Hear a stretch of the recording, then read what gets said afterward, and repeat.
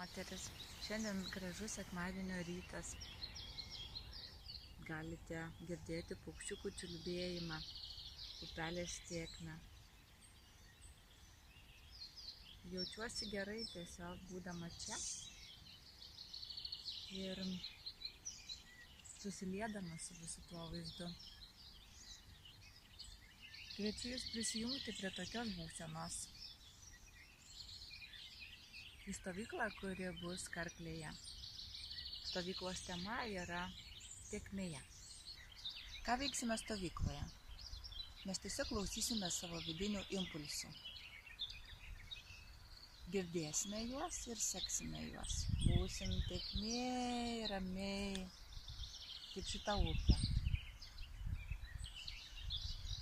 Žinoma, yra tam tikrų praktikų, kurios mums padės labiau pasinerti į tą buvimą.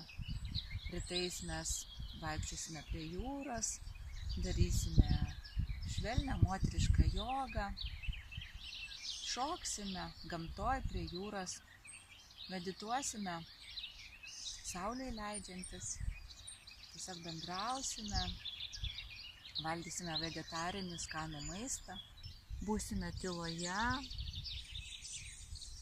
piešime mandalas,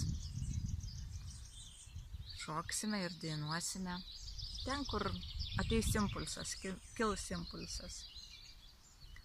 Taigi kviečiu apsijungti į moterų ratą birželio 19-22 dienomis Karklėje prie jūros. Esate laukiamas.